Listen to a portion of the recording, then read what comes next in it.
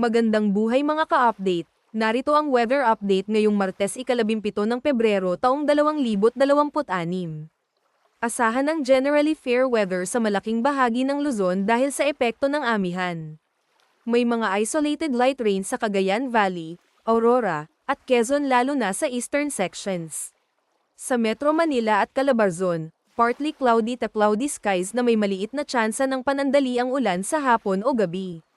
Mananatiling presko ang umaga at gabi lalo sa Cordillera. Sa Visayas, magiging maaliwalas sa karamihan ng lugar pero may mga isolated rain showers lalo na sa Eastern Visayas dahil sa easterlies. Hindi inaasahan ang malawakang pag-ulan pero posibleng may panandali ang buhos sa hapon. Mananatiling moderate ang hangin at maalon pa rin ang ilang silangang baybayin kaya mag-ingat ang maliliit na sasakyang pandagat. Sa Mindanao, partly cloudy to cloudy skies din ang inaasahan.